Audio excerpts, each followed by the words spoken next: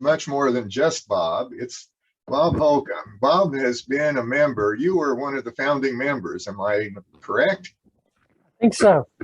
Tom Shields, myself, Tom Bowley.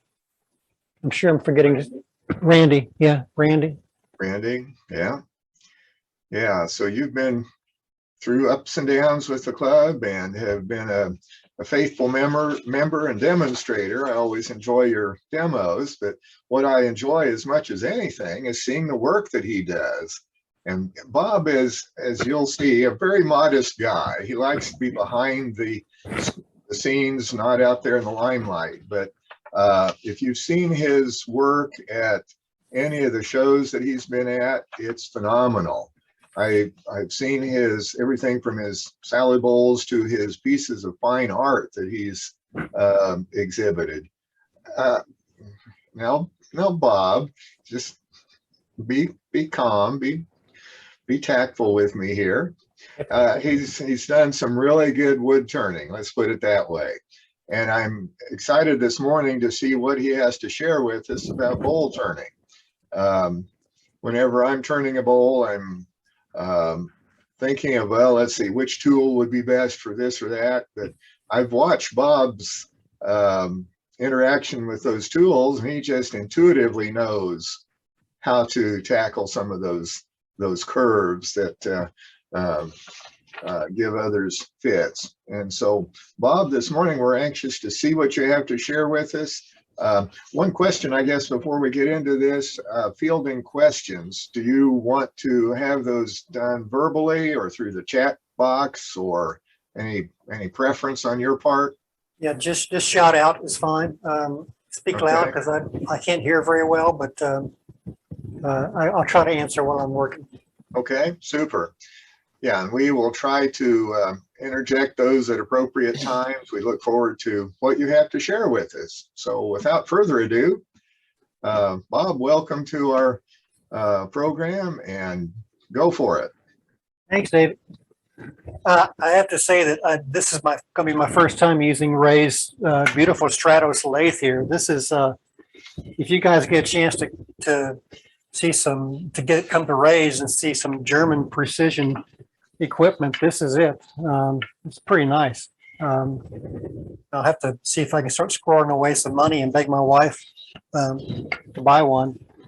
Back to basics. I'm going to be turning a salad bowl, and this is going to be a once turn bowl. So we're not sure what's going to happen as far as warping, and depends on the wood. The wood's going to do what it wants to do here, but we're going to turn to finish. Going to leave a tenon on the end and let it dry for a month or two, and then sand and turn off the tenon and oil it and try to sell it. So we'll see what the wood wants to do. I want to start out by talking about where I get the wood and how I process the wood to turn. Like most of us here, I get most of my wood over at the Raleigh County Transfer Station. I imagine Pot County and Saline County both have transfer stations that may have access to firewood, but it's a great place to get wood. You can also cut your bowl blanks or wood there and leave the mess instead of bringing it home.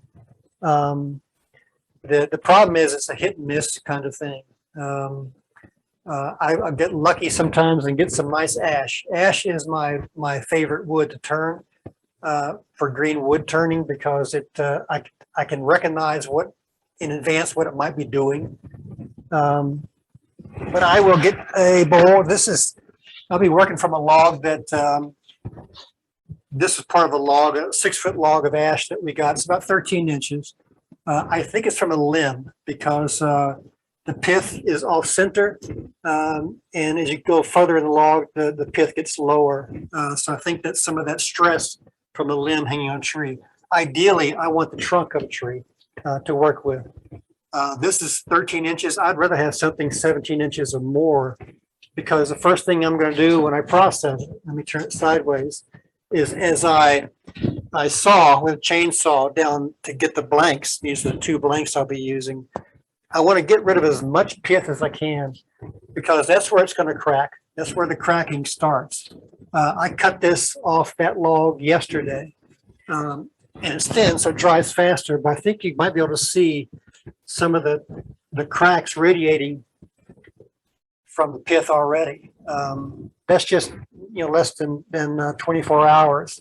So I will process my blanks the same day I'm going to turn it, or wait a day. And these go into a plastic bag. I get home. I usually turn about maybe 10, 15 bowls a day if I'm really feeling good. So I have all the bowl blanks stacked up in my garage in a plastic bag, slow down the dry. I'll usually get a mist or two and mist the blanks before I close it up in the bag.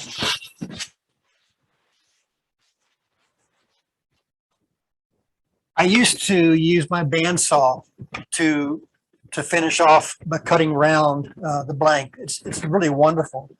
But I found that green wood really does a number on bandsaw blades. I was using a Linux bimetal blade, and they aren't cheap, and they get dull. And I know that some folks can sharpen those. I find that I'll just use a chainsaw. I can sharpen a chainsaw and loops of chain or not cheaper if I need to buy some. But you'll see this isn't round. It may take me a few more minutes to get this rounded, rough rounded when I put it on the lathe. But it's worth it to a bottom feeder like me, who doesn't want to spend a whole lot of money processing wood. This is from this 13-inch log. It should turn out to be about an 11-inch bowl, similar to this. So we'll see what happens on that. This has been oiled, so it looks finished. I oil with walnut oil, Mahoney's. But before I and I use a face plate. Some folks will use a spur center between the tailstock and the headstock and give them enough torque to be able to put a tenon on. Because these are not cut perfectly round, they tend to vibrate a little bit, so I will use a face plate to mount this to the lathe, and we'll see what happens. I want to talk quickly about influences and about references. This is my go-to guy, Richard Raffin. He's an Australian who's retired now, but his books and videos are wonderful. I would recommend, if you want to get serious about bowls or just have fun with it, get this book, The Art of Turn Bowls. It's a Bible of information about gathering wood, processing wood, texturing, once turned, twice turned. It's really a wonderful book with wonderful reference pictures in it. The other influence that I have a lot is Glenn Lucas, and Heather talked about Instagram last week, and as a nice resource for getting information. Glenn Lucas's Instagram account, every day there's something new there, usually a short video, either of him teaching classes or him showing tricks in his new studio in Ireland. But Glenn Lucas has been a real, we saw him, I think a couple of us went up, or a few of us went up to Omaha when he was here doing a demonstration for their club up there. And he's a great presenter, does wonderful bowls. The wood bowls that I'm doing now are similar to his in how his rim or his lip curves down. It gives a nice shadow line right around this bead here. So it's wider at the lip and about a ½ inch in the body of the wood. And that's something that I've been looking at with Glenn Lucas. So that's been a good influence too. If you'd like to get into Instagram, just to look at videos, references, go into Glenn Lucas's Instagram account and just keep track of all the information he shares every day for free. Okay. let's turn.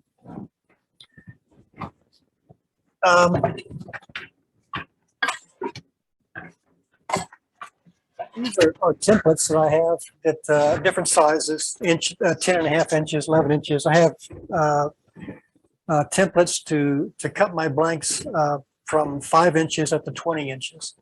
I don't do the 20-inch anymore, so that's just more work than it's worth.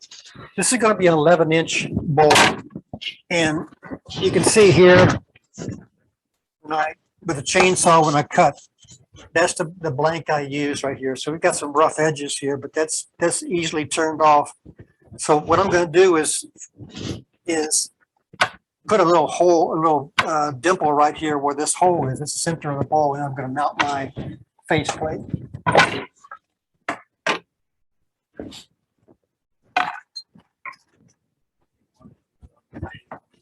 That's a good idea. That's a good idea.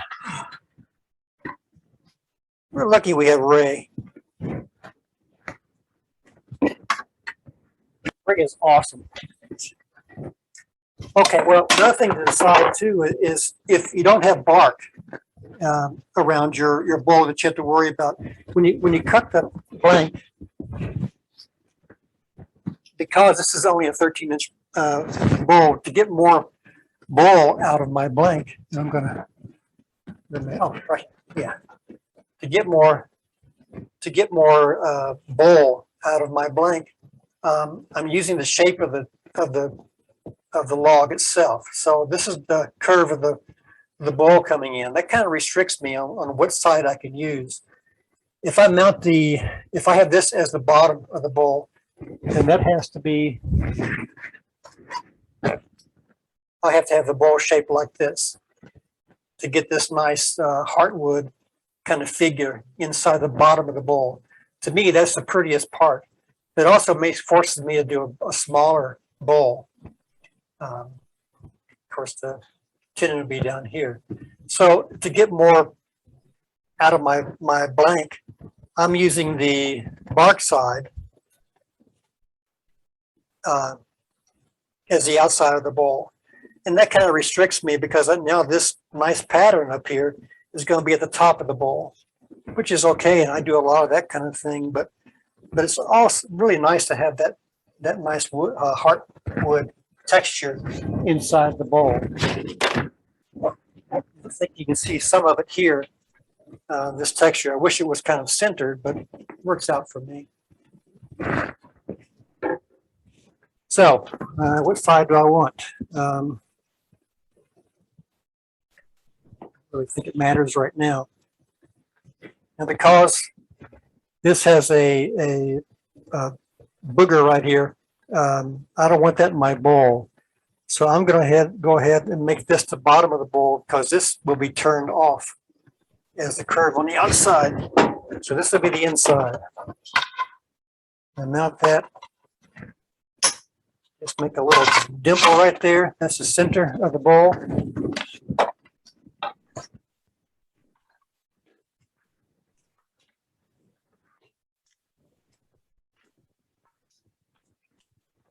Get my handy drill.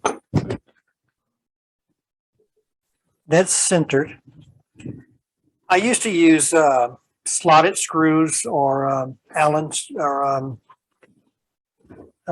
screws that would strip out all the time on the sides.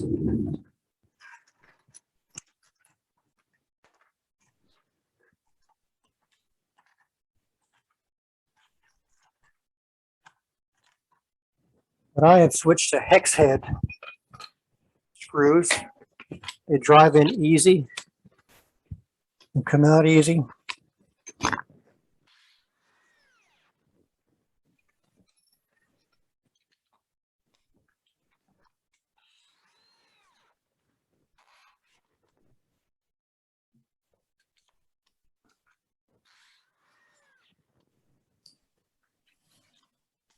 Like I said, a faceplate's not necessary because the blank is uneven and can't be totally centered. I feel better with a faceplate, not that with screws.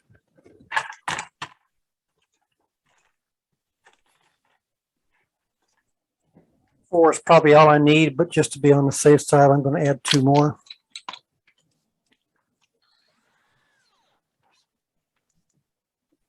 Sheet metal screws have a nice hex head on them. Yeah, these screws I've had for 6 or 7 years, and they haven't had a problem yet.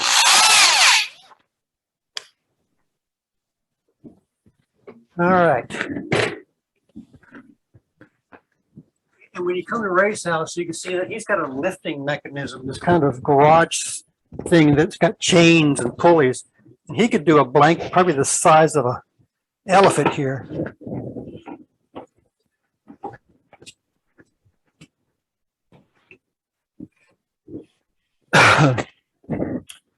And you can see how this wants to, it's going to be heavy on one side, so you need to be careful starting out. Also, because of that unbalanced weight there, I'm going to put a set screw lightly in here. Try not to scratch up the spindle. Sometimes if the lathe slows down, it wants to unscrew itself, and that gets to be a problem.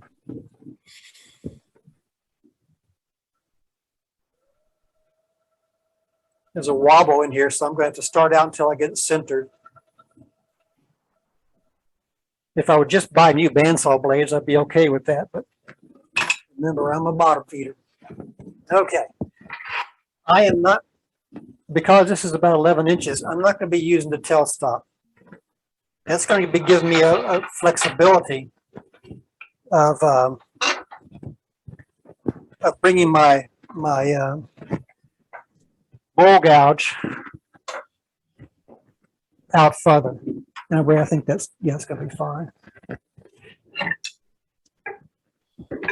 Okay, that's it. Thank you. I use Thompson tools. The money I make selling bowls, since I'm not going to retire with that kind of hobby money, I can and I do buy good tools. These are Thompson tools, 5/8 inch bowl gouge and a 1/2 inch bowl gouge. I've had these for a long time. What's one nice thing about Thompson tools is the flute. When you buy it, the flute is very long, and so you really get your money's worth from repeated sharpenings. So I would recommend Thompson tools. Carter is also made the same way, and I think they're M2 steel. I'm not sure what they are now, but they keep getting improved. I'm going to start out with this bowl using the 5/8 inch bowl gouge.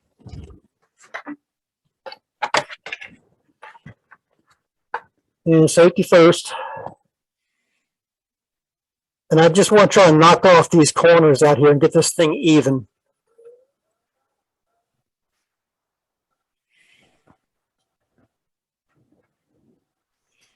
I also use an old glove on my left hand with the fingers cut out. I've had this is like plastic now. It's been used for so long. But these shavings flying off can really do a number on your back of your hand.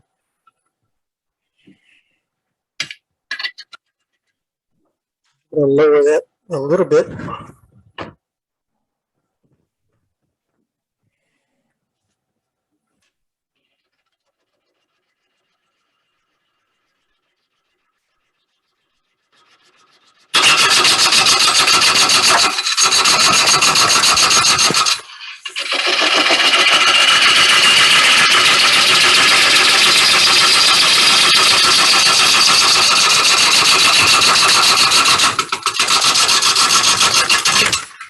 As I get to the end of this blank, because it's got the rough corners here, if I go too far and I don't turn my flute up a little bit, some of these pieces will really bang on the heel of my lathe tool, the heel right there, and we'll just do a number on your sole. So as you get to the corner here, turn your flute up a little bit so you're not hitting that heel.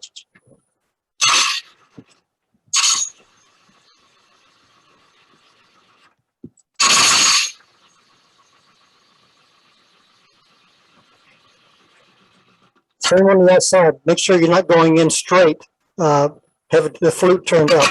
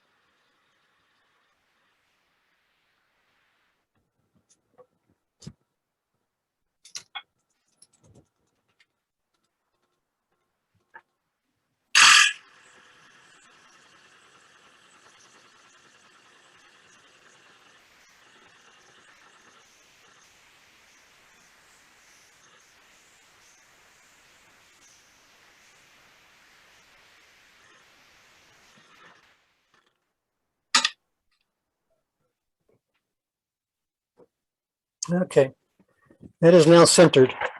There's a nasty, that's that limb or remnant of a limb that was in there. We're going to turn off.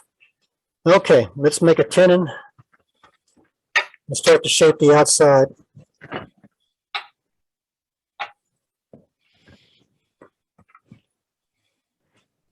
I'm going to mount, once I finish turning the outside, I'm going to mount this tenon on a 4-jaw chuck. It's a stronghold from one way, and it has serrated jaws, not the dovetail jaws. I don't have a preference for either one, but when I bought this, that's what I had. So I'm not going to go buy some more jaws for that. So I'm going to be using the tenon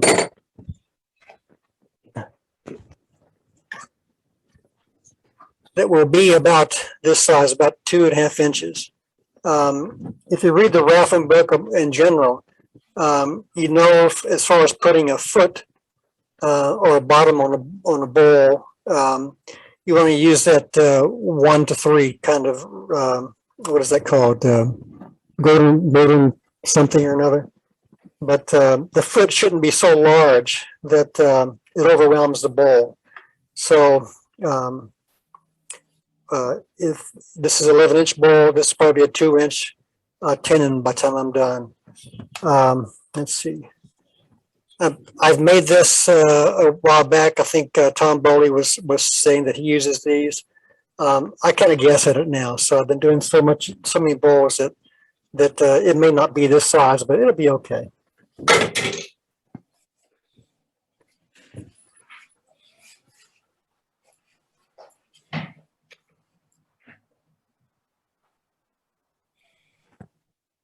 And there's still a wobble. I'm going to come on the inside here and turn some of this off.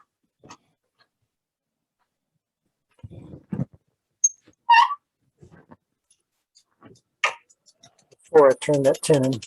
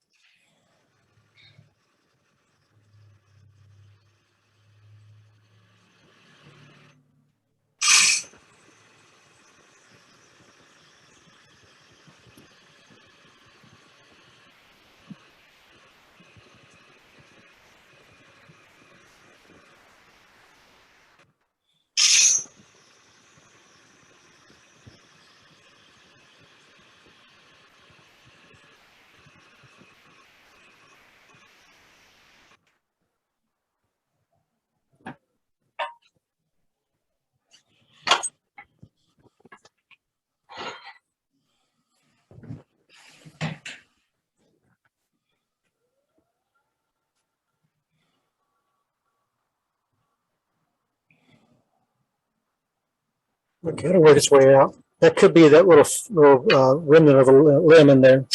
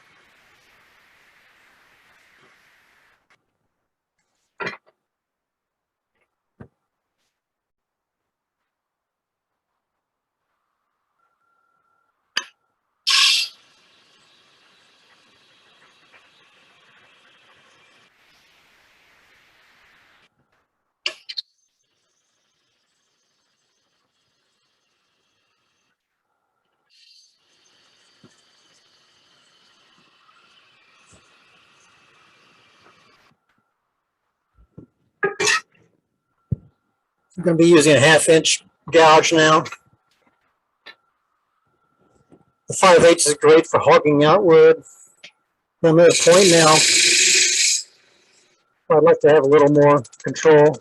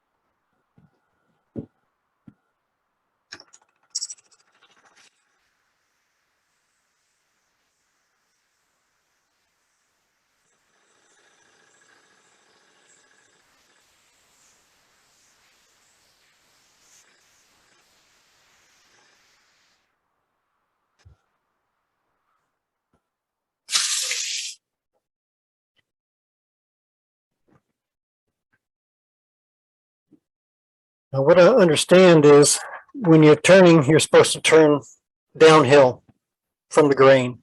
And that last pass I just did was doing just the opposite. But there wasn't a whole lot of tear out. It looks pretty nice.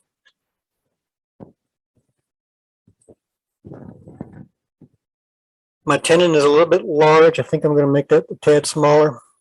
And you can see that what's going to be the foot is still left here. You want this to be flat so that your jaws fit flush against the bottom of the bowl.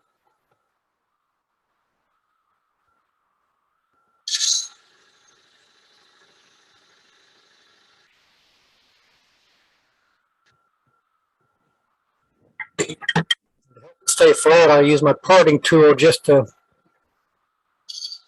flatten that edge right there.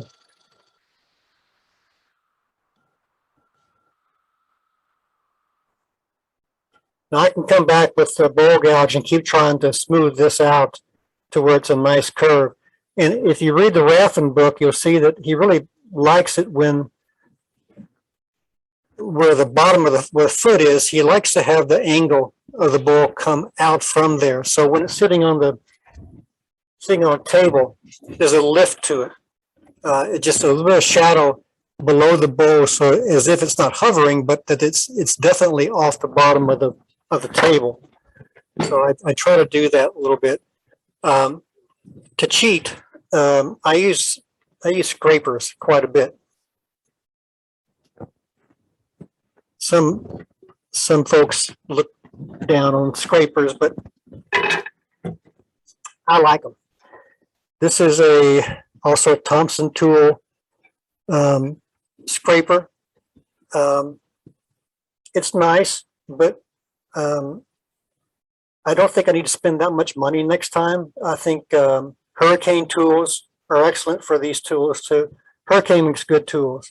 I even have Benjamin Best tools that I use that for scrapers are just fine. So I've rose up the how do you say that? Yes, thanks, Ray. We're lucky we have Ray. So anyway, I'm going to kind of finish shaping this with a scraper. The burr on a scraper is only supposed to last a few seconds. I'm going to throw a curve to Ray now. I'm going to go sharpen this. Ray has the same setup that I do. He's got the Rikon grinder with CBN wheels on both sides, but I'm too lazy to keep changing my Varigine jig or the Wolverine jig stuff. So I just bought my own grinder here. So I have it set up for scrapers and then bowl gouges. When I do my bowl gouges, I use a 60-degree angle. As long as I'm over here at the grinder. I've used these little 2-inch or 1-inch PVC strips to change the depth of my Wolverine jig just by doing this. This is a 60-degree angle. This is the original kind of Ellsworth grind angle I have here, and I have one for spindle gouges. So I'll use this to correct the depth of my Wolverine jig. For the grinder, it's always going to be at this angle, or for the scraper, I'm sorry. So I will get this going.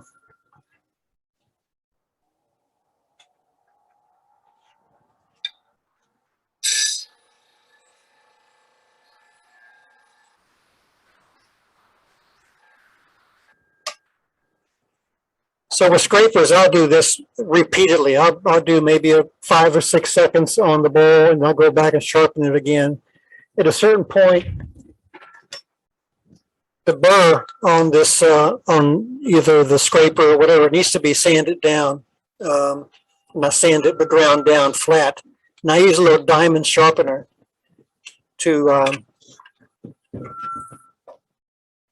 just get rid of it.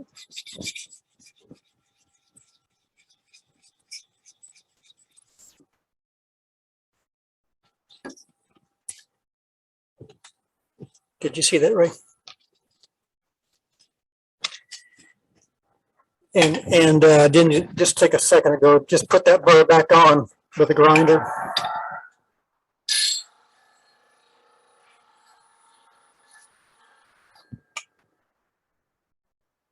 And that really makes a difference. All right, back to this.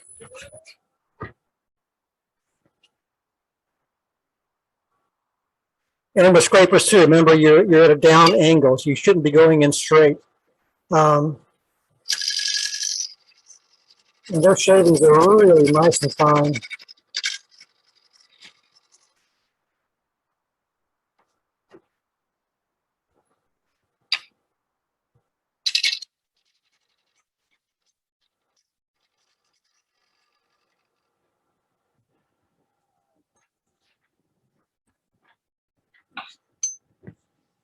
It's not too bad.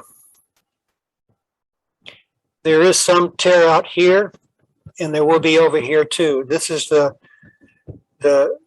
end grain is in this area, and it seems like it's always going to have tear out at some degree at these points at the end grain. I can sharpen my bowl gouges and come back and do a planing cut, and that would probably take out some of that.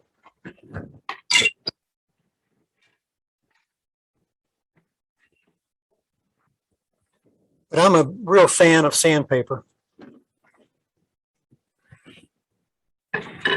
Not sanding, but sandpaper.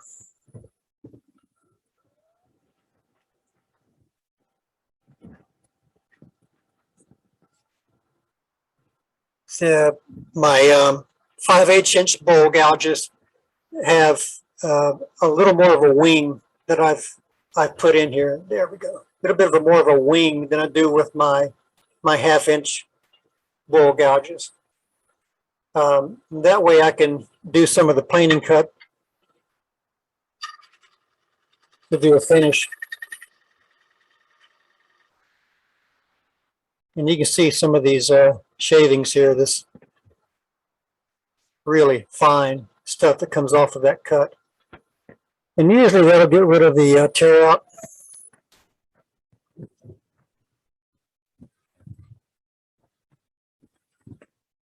We did okay there. Okay.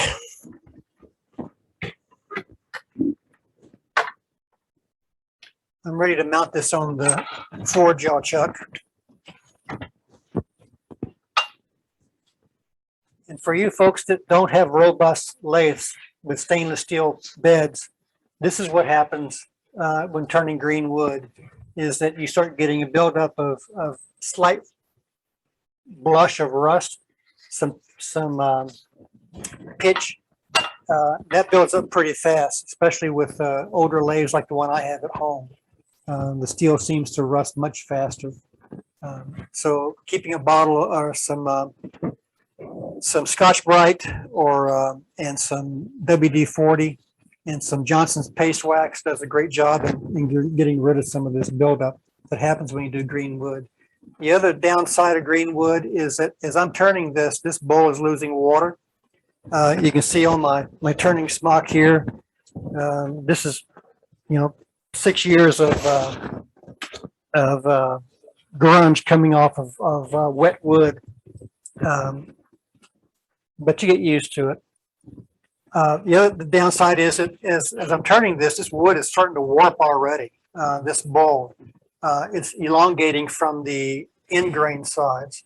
And you can just tell it when you're starting to do finishing cuts, how wobbly that is and how you get this little vibration that's caused by that. As you start doing the inside, hollowing out the inside, you really notice it. So if you can turn it and not go, go have a cigarette break or something, just finish it. You'll be less likely to get that warping that's going to naturally start with green wood. All right.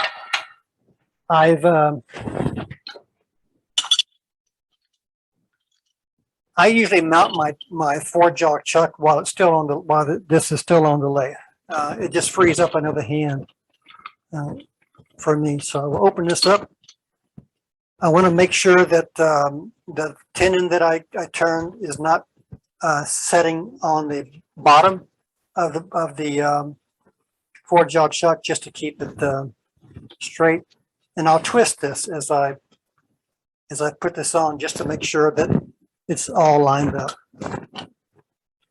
You can tighten your jaws on a tenon if it's fragile wood. So, and I've learned that the hard way. So I would just keep turning it, going from side to side until I can feel it. Not want to turn anymore, but I'm not busting the gut trying to keep it tight on there. And then I'll turn this on just to make sure that we're flush. There's no wobble in the jaw. That's just what I did. Also, this is a very sharp edge here. So when you're removing this, just kind of, another thing is take that set screw out. Just make sure you're not holding on to the edge here as you turn that off. I should probably sand that down.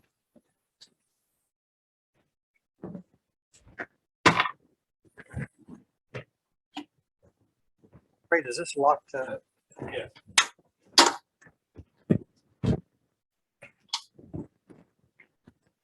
Still on there.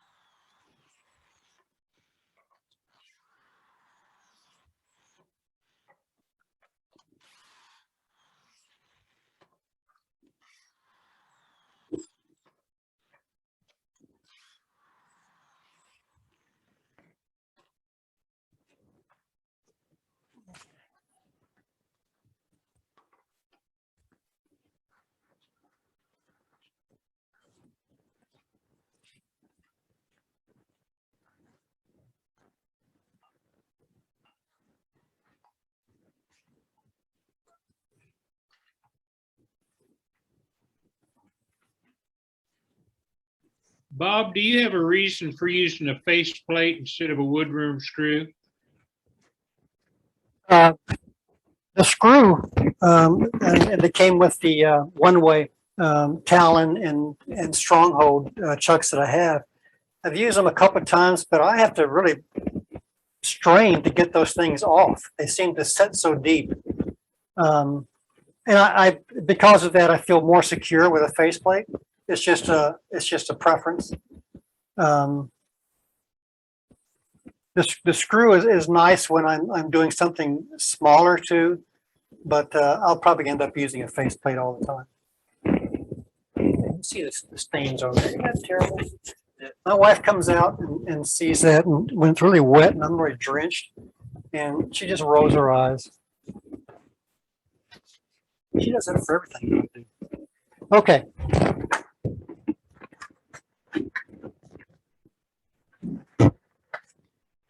I'm going to use a 5/8 inch bowl gouge again to start rough to hog out some of this wood in here.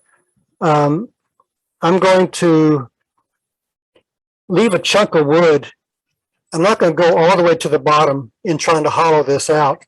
The thinner the bowl gets, the more that chatter, the more that vibration you get. So I'm just going to work my way through here and then turn the rim and finish that off before I finish the inside, because I know it's going to be that chatter. I want to finish it off as much at the rim side as I can.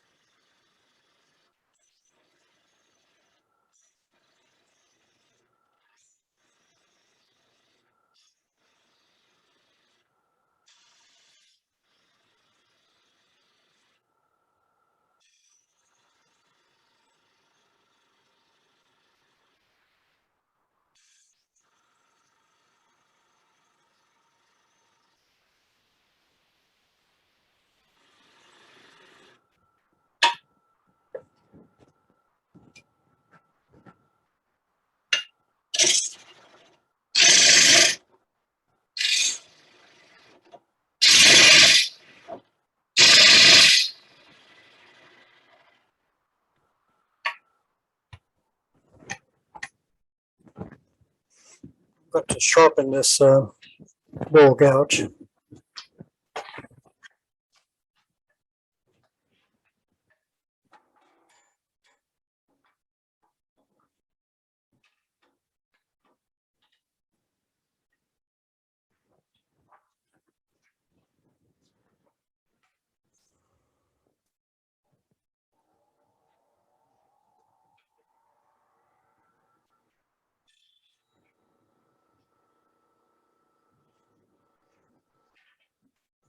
Set to 60 degrees.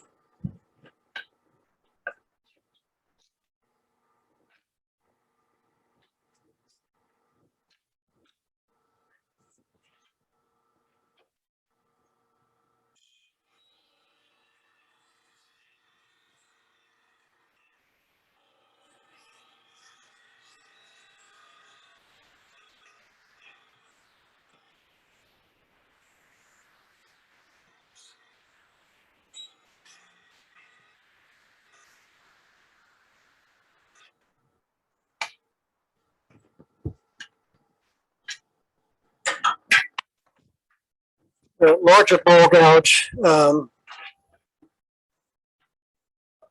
do have more of a wing on here, like I said, for doing painting cuts or finish cuts. On all my bowl gouges, I do turn off. Let's see.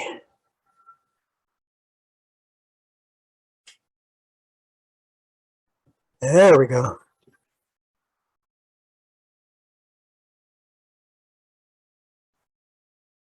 I do turn off the heel. I find that as I'm going inside the bowl and making that transition, that the heel rubs the trailing edge of my cut, and I think it bruises it or indents it a little bit.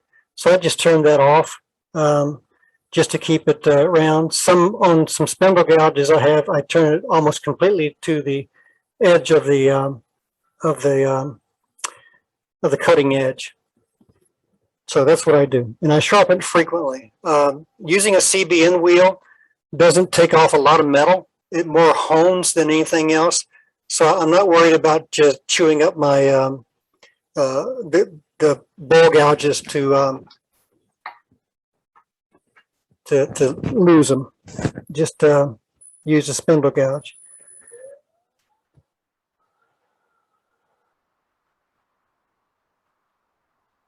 This is turning about 800 RPM, which I think is just fine on bowls. You don't need a lot of speed.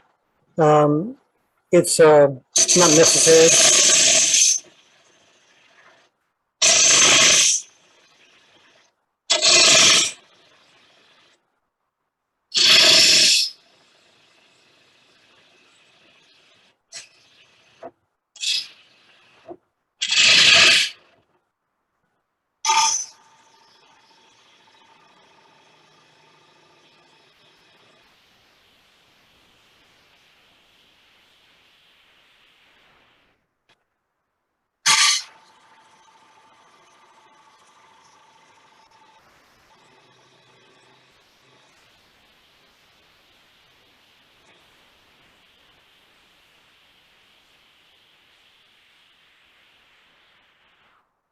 I'm really holding that tool handle against my side and using my weight to push it in.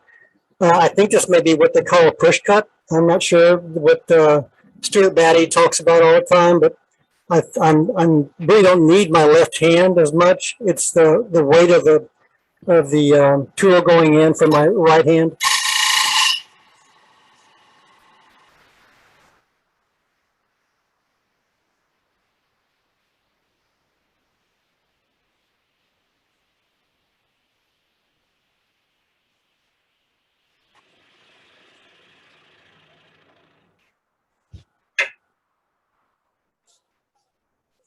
Okay. I'm going to work on this lip here. I like to have the rim of a bowl have a slight curve to it. You can see that here. And again, this is something that Glenn Lucas does. And then have it slightly undercut. There we go. Slightly undercut under the rim. It just adds a nice shadow line to the bowl. So I'll start turning here and aiming down, hopefully. I'm using a 1/2-inch bowl gouge again. And it's nice and sharp.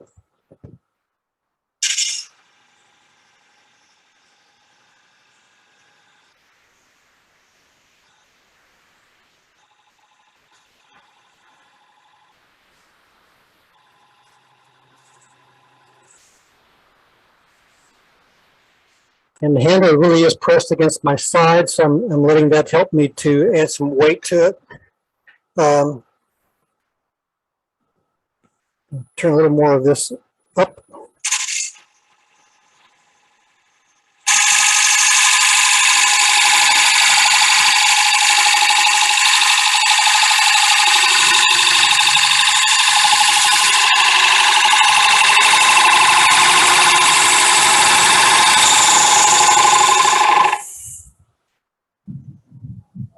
Going to start the undercut now and start going down the inside bowl side.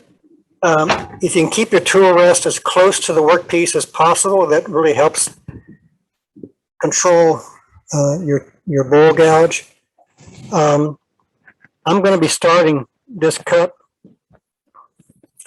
with the handle way over here. So the tip of the tool is pointing straight in. There's no bevel here, no bevel in the wood, so it's going to want to have a tendency to kick out. So make sure that your flute is totally closed when you first start to cut.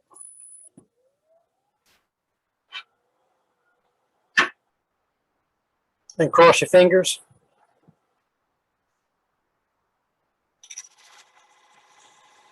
Once it gets that bevel in, then you're pretty good shape.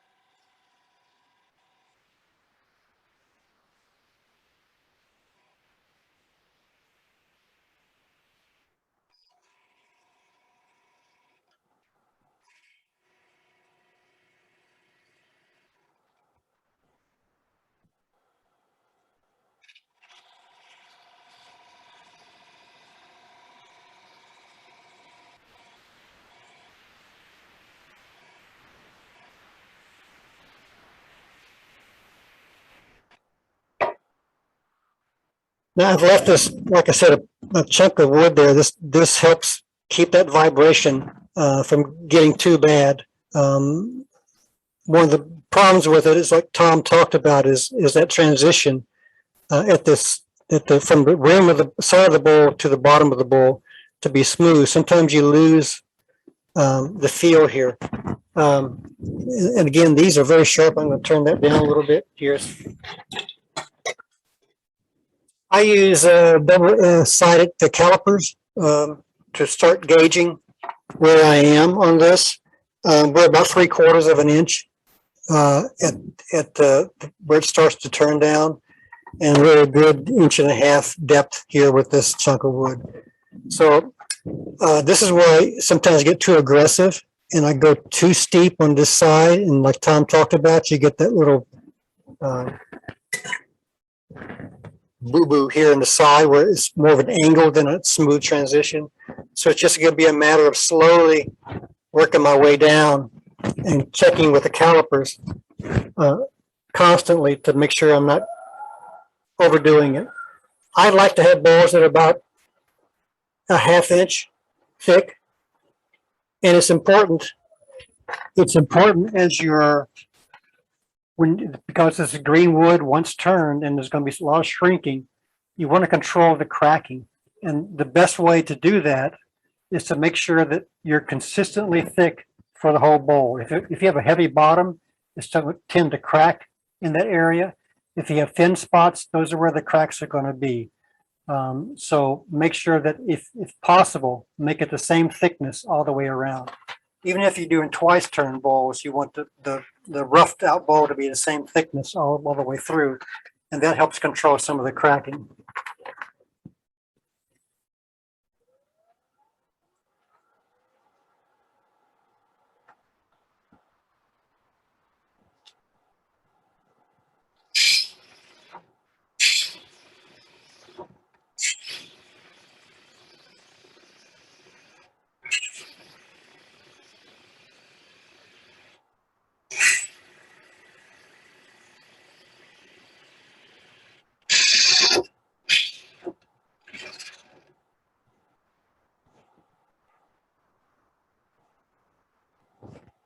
And be sure to turn your lathe off before you move your tailstock or your tool rest. Do as I say, not as I do.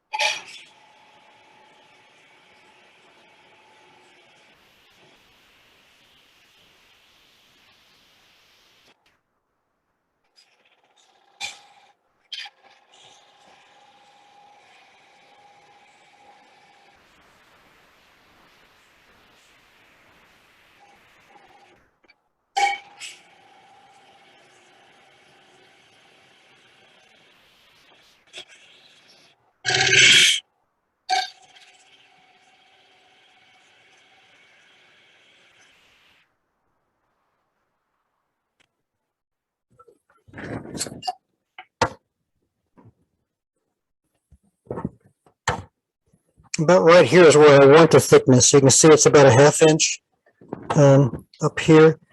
And the way this works is this mimics the depth that you see here. So that's the nice thing about this. It is heavy on the bottom. So right in here, I need to start again working my way slowly around that curve. I'll keep that little piece of meat right there on that bottom just to give it some weight. We're at about 1,000 RPM right now.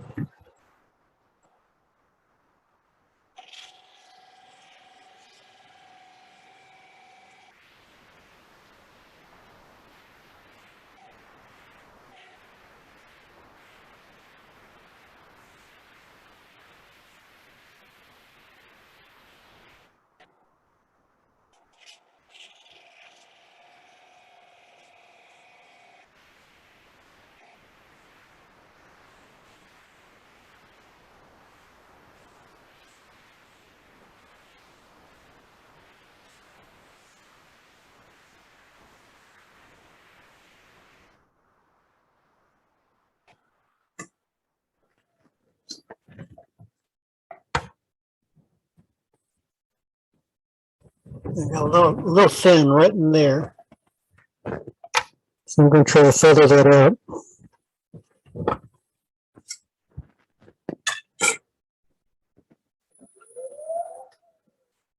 Also, when you can, just brush these shavings out because it affects the wobble of the bowl.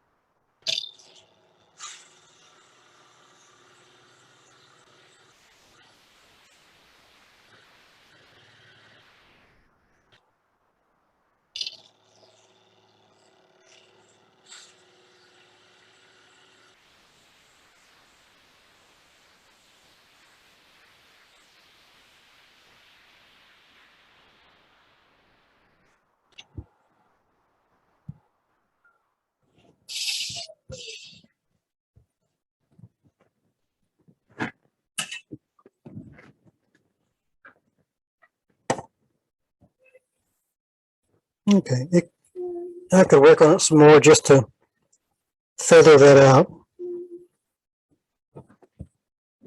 When a bowl is giving me some problems like this, and Tom, I think I'm addressing that transition right here now, is when you just take light cuts, but you always keep heading downhill. With me, it's kind of more of an intuitive thing from years of doing this. And just keep checking as you go down to make that transition. The other option is a good round nose scraper.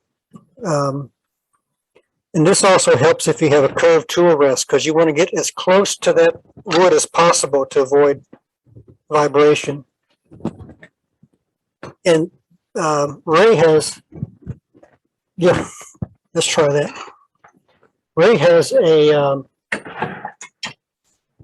negative rake scraper that would probably work just wonderful with that. I've never used one, but I'm going to borrow Ray's one of these days and try it.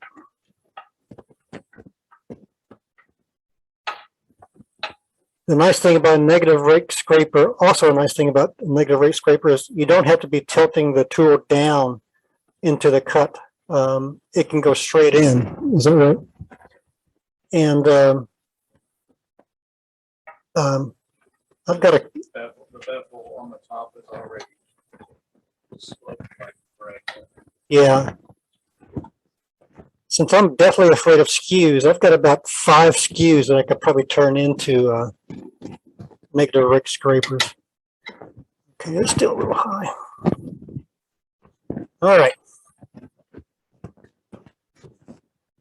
Probably the easiest way I think to make that curve in there is with a scraper. You want to have lower speed.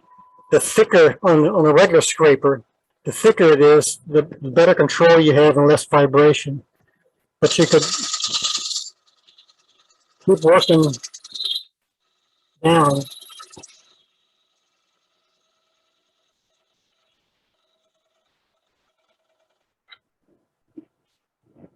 One thing to keep in mind is with the scraper, the closer you get to the rim, the more chance of a catch you're going to get. Again, one thing with the green bowl is the wood has starting to warp a little bit, and it's easy to get a catch or gouge in there that would be a problem.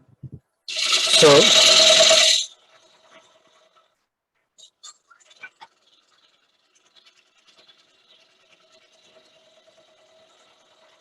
But you can see the nice shavings here. I'll probably go back to the grinder again to get that burr raised up a little bit. I've seen folks turning where they would slightly turn the scraper to get more of a shear cut.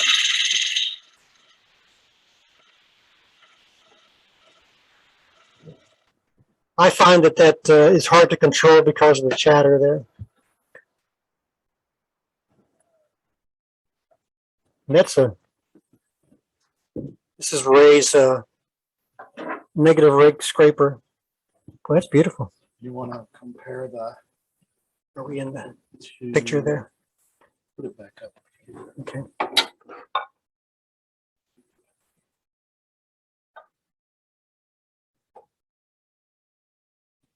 mean, to me, it makes a lot of sense, a negative rake scraper. I've just never used it, and I guess you can get This would be the bevel. you have to angle this one. Go straight. Okay. So that's definitely some way to control that last thing. When you start using a scraper, you do have to sand more. I think you don't get as clean a cut. You're scraping instead of shearing. Also, on bowls that I turn, typically the finish is a little bit different here in the near the rim, and I'm not sure if that's because of the angle of my gouge or lack of using a scraper in there to clean some of that up. But that is it for the turning. Like I said, I do carry sandpaper with me, and before I put this bowl away to dry, I do just sand off these sharp edges there. Glenn Lucas tends to have much more rounded edges here. I think it's because the bowl users might tend to dink. It'd be easier to dink it that way or leave a dent in there if they bump the bowl up against something. But that's pretty much it. What I'll do next.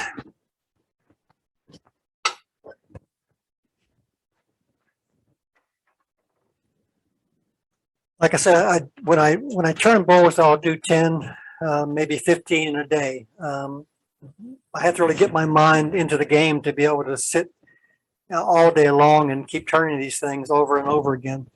So I'll do a bunch at a time. Also, it's easy to get the wood blanks together to do it. So when I've done maybe 3 or 4, that's the wrong one. What am I looking for?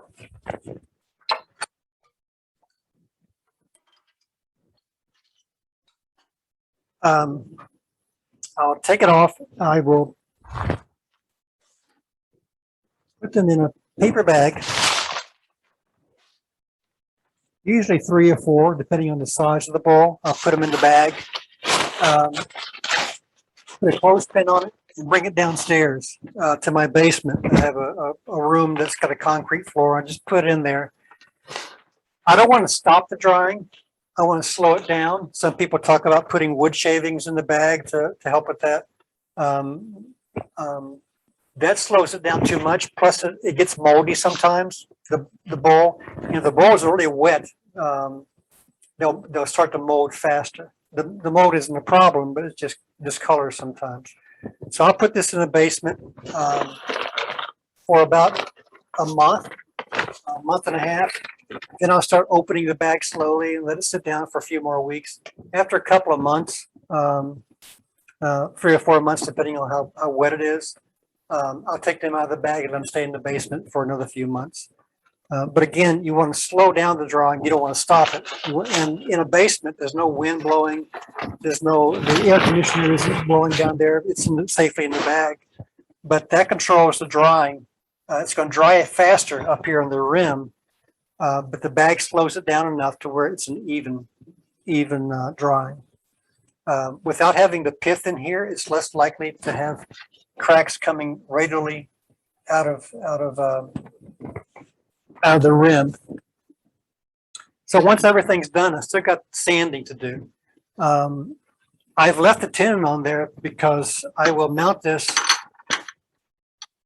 when it's all dry. I have a moisture meter and I try to gauge what it is, what the moisture content is. But never really paid much attention to that. It's just, it seems to be just wait a few months to do it. But the bowl is mounted in here for sanding. This is a new older bowl that's there. I will use Tom Shields years ago told me about the J-Weight sandpaper. J-Weight is a cloth back sanding strip. This is 2 inches, I think. It's from Klingspor. I usually sand starting from 120 to 180 to 220 to 320 grit. That's usually the routine I go to. If the ball seems pretty smooth anyway, I'll start at 180 or maybe even 220.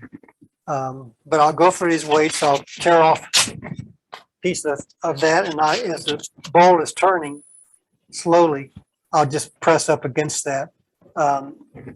If I'm using walnut, walnut scratch is so easy that I don't even turn walnut anymore. It's just too much of a pain. But a lighter color wood, you'll have scratches, and that's when I'll use the drill and these little strips. Again, this is Klingspor. This is a 220 disc. I like the serrated or fluted or whatever these little ears are here. I like that because at the transition, when I'm sanding, if these aren't on there, it tends to dig into the bowl on the inside. So I'll do this probably for 220 and 320 grit to finish off the bowl. Then I'll take the bowl off. I will mist it with water to raise the grain after 320. I'll mist it. It raises the grain, let it completely dry, put it back on the lathe again, and do another 320. And that really gives it a nice finish, final finish, without any kind of raised grain. It's a very smooth finish. Once all of the sanding's done, I will, and the rolls are dry. I need to remove the tenon. I use a jam chuck for that. Let's see what we can do here.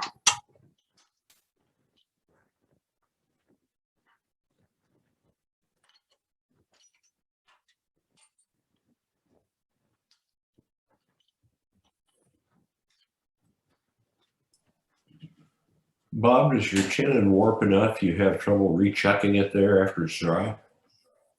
That can be a problem. A lot of bowls warp too much, so chucking it and trying to sanding it, you'll get this real wobble that's almost impossible to sand nicely. Again, over years, one of the reasons I use ash is it warps, but it doesn't warp crazy like sycamore. Elm warps like crazy. It'll be a football shape by the time it dries on a bowl like this. So yeah, it's a problem rechucking it because the foot will warp too in line with the grain. The 4-jaw chuck seems to work fine with that. One of the reasons I use a jam chuck to finish turning off a tenon is precisely because of how warped it is.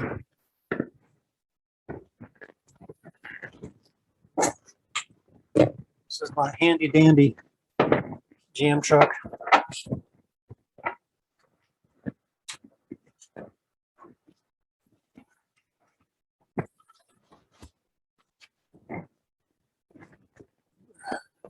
Put this back in, Ray. These are kitchen drawer liners that I mount here just to keep from bruising the wood too much after it's been sanded. Because remember, this is all a finished surface now, just the tenon has to be removed.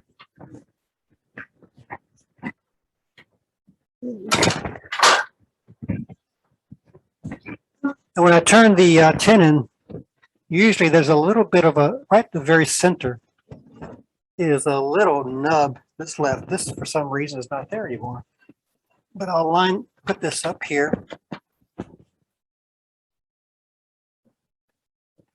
When it's centered, place. But because this is a wet piece of wood, let me get a dry one.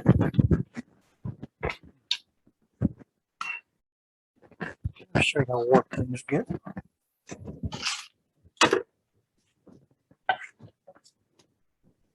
This is ash that was probably turned 3 or 4 years ago. And you can see that it's a little football shaped, a little warped. Oh, it also has wormholes in it.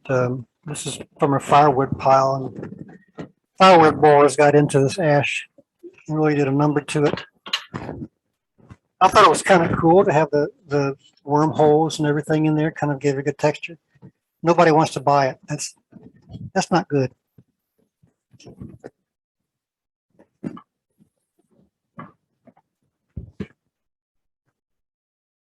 Okay, and you can see how warped it is. Even the tenon is warped.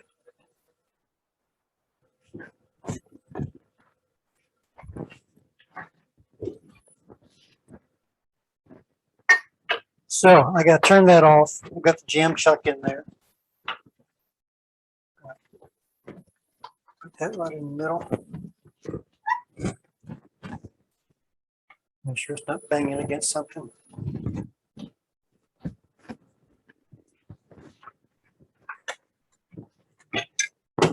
Now I use a bowl gouge.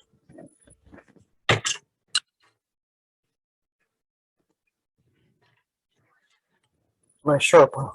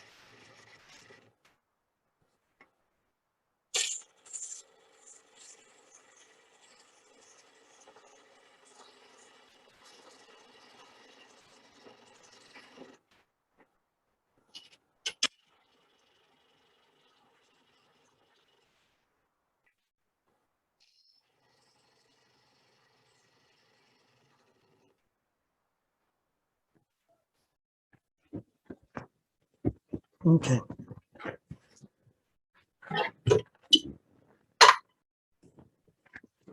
I usually put a little hollow part in here so that the bowl sits, doesn't wobble on the table.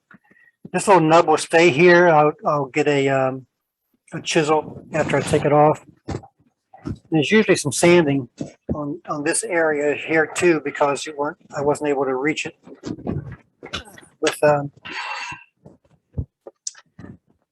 the sanding on when it was mounted on the 4-jaw chuck. So I'll take a chisel and just knock that piece of wood off, and then I'll take this sander or this sanding piece and sand it smooth. Get a wood burner and put my name in there and see if I can get somebody to buy it. But that's it. That's your back to basics. green wood turning. Tom, did I answer your question, or did it give you some ideas? Yeah. It really is a problem. Some of the early bowls that I did, I just let that little kind of right angle stay in there. Looking back, it's embarrassing, but you live and learn. Any more questions? Bob, a question on using a tenon versus using a mortise on the bottom for Yeah. platters or thin bowls, if that makes sense. Do you use a mortise, or do you find that to be effective enough in holding the piece? I know it doesn't hold as well as a tenon, but what's your experience with that? Yeah, I've done both. Early on, it was mostly the mortise. It just got to be a matter of preference. This seems to. I'm always surprised how good a 4-jaw chuck holds a workpiece. We've got on this one way on the stronghold. It looks like it's about maybe 5/8 or half an inch that I could have that deep of a tenon in here, but I really only need 1/8 of an inch or so just to hold that. And the same with the mortise. What I like about the tenon is that I can turn it off, and I don't have to make the transition that a mortise would have to if you want a smooth inside at that corner from going down and Right, going in. right. It's just a matter of preference. Warp bowls too tend to have more of a folky look than a real finished look. If we looked at the inside of this again, this is not a perfectly round part that I've cut out here. It's kind of oblong on the outside and then round on the inside. That's kind of a telltale of a once turned bowl too. And so it's got this kind of folky look to it that I like. I like flaws in wood. I think wood should look like wood, not like Formica. So I tend to justify once turning by saying I like, which I really do, like flaws in wood. That's why I thought these worm tracks were going to be a big seller. Boy, everybody's going to want those, but they don't. Interesting. So I'm not sure if that answers your question, but it threw out some other stuff in there. No, that's great. Yeah, that's interesting too. I don't know if the customer thinks the emerald ash borer is still in there waiting to come out and chew up the furniture or what, but to me, it adds character to the piece. It looks good. I've had and these are EAB. This is there's another boar, a red-headed boar here in Kansas that is not the invasive kind like emerald ash borer, but it's a real pest. And once it gets into ash or walnut under the bark, it starts working its way into the heartwood and can really ruin a log quickly. It's nice in my mind that they look kind of cool. But when you're trying to make money to buy more tools, you have to think about those things. Sure. So Bob, what other, this is a salad bowl, so there's more thickness. Are you doing bowls that are a lot potentially thinner and then they're gonna warp more? I used to do these bowls that it flared out. So they were usually sycamore, had a nice tall base, maybe 3/4 of an inch. So it really stood off the table.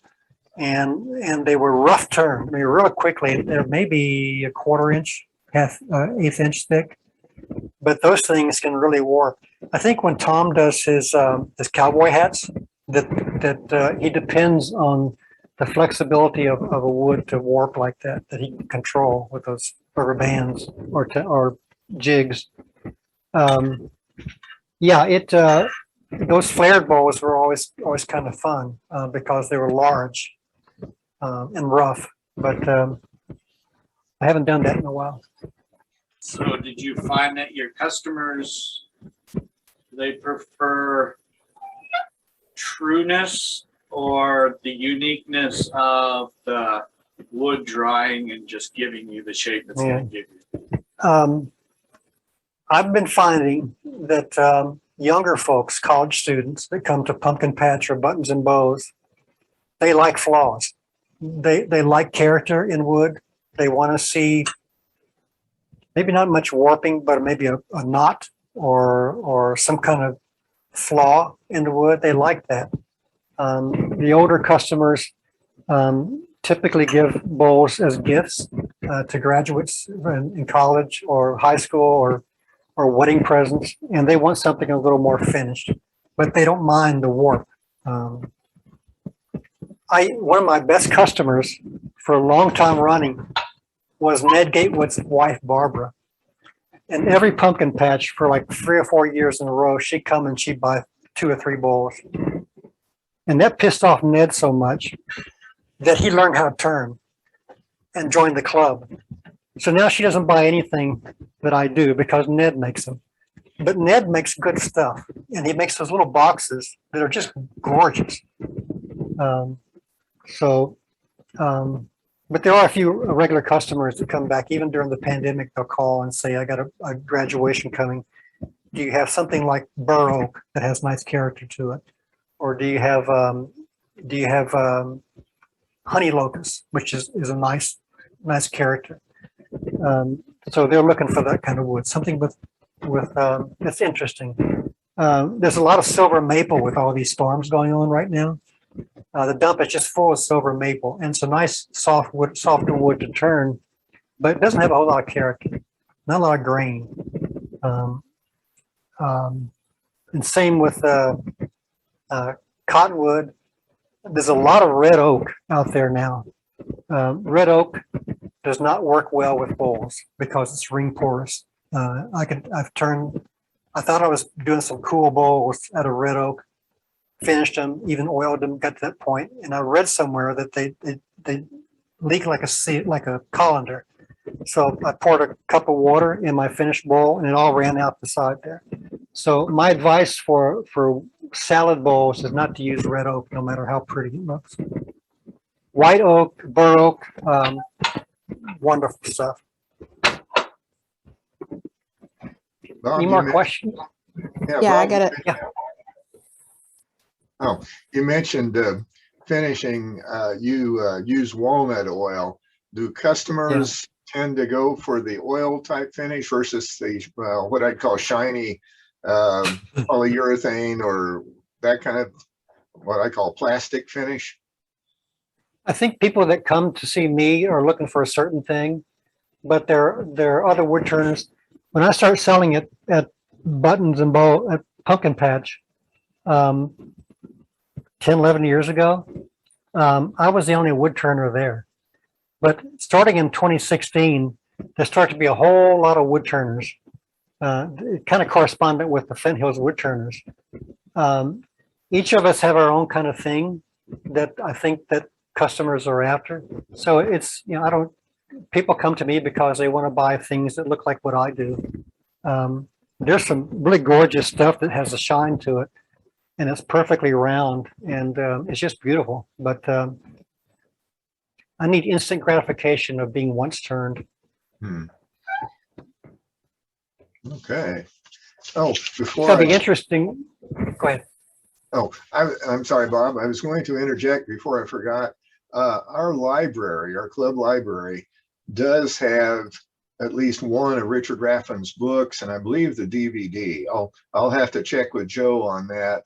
But again, I'll try to coordinate with him what's in the library, when he'll be available to share that, and so on. But I have one of Richard's original books. It's got a lot of old black and white photos. It's not the new glitzy book that you're looking at, but he is a master wood turner. I saw him at the symposium a few years ago, and just remarkable. So anyway, wanted to Yeah, and he's blunt too. He doesn't nice things up. He will describe techniques and bowls during critiques, and he's a hard ass. He's like the professor you had in college that that really gave you a hard time, but you appreciate it later.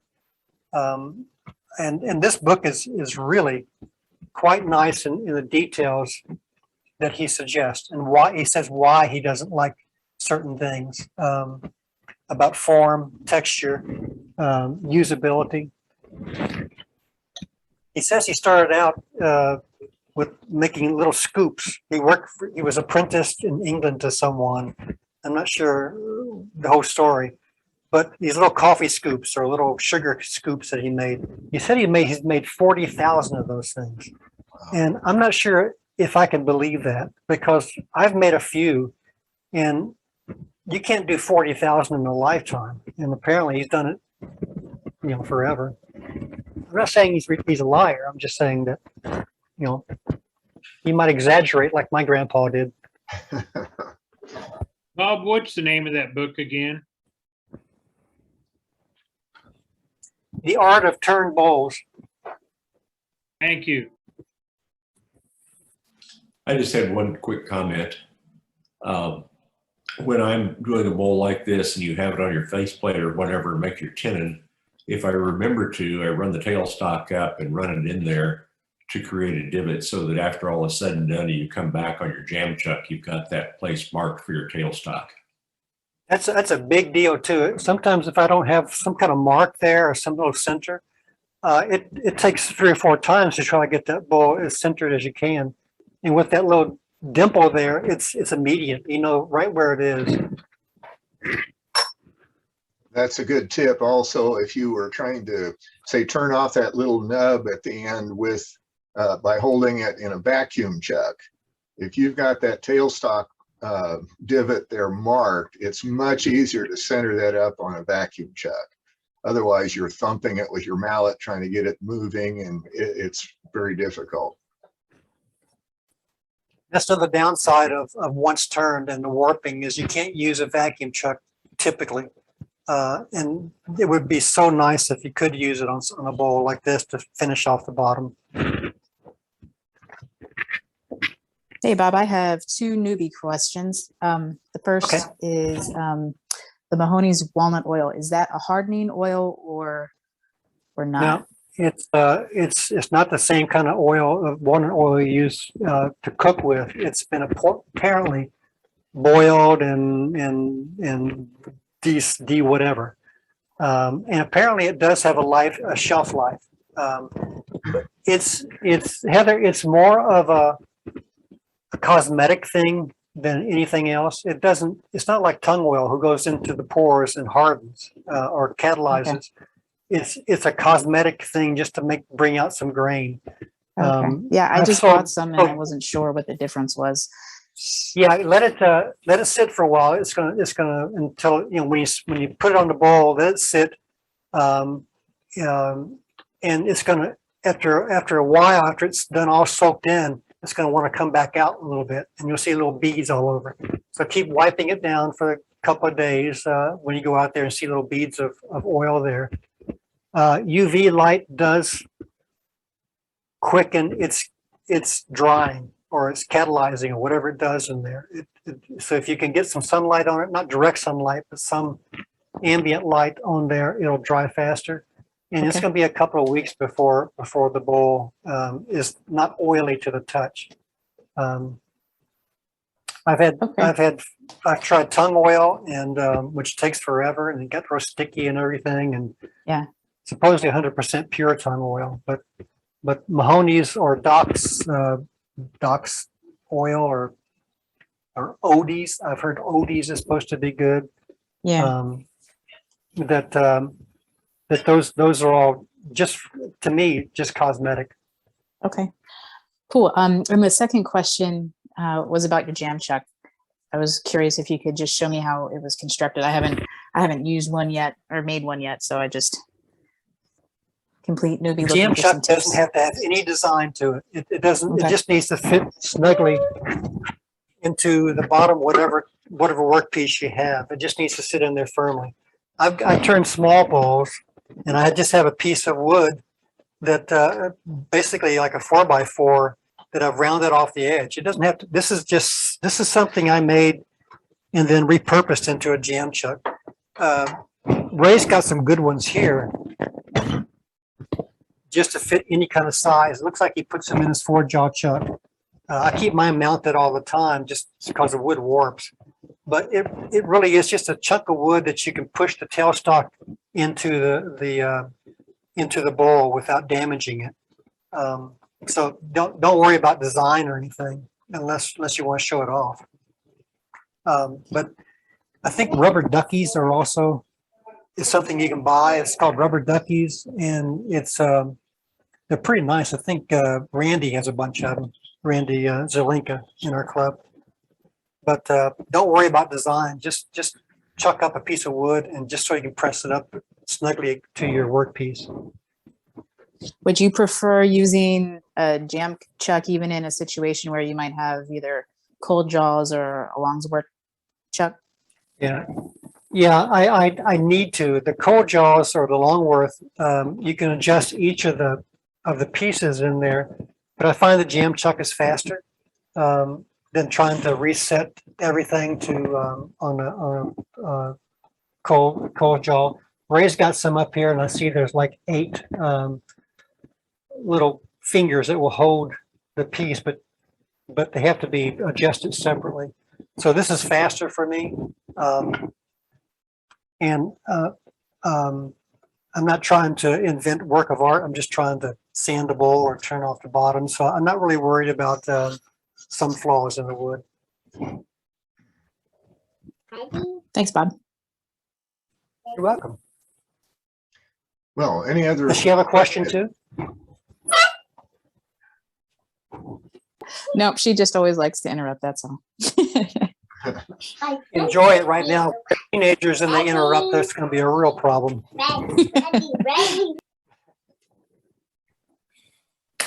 Well, Bob, that's been a fantastic demonstration. You make it look so easy, and I know it's not. It takes a lot of practice, hundreds of hours of repetitive muscle memory development, and you've obviously gotten there. And so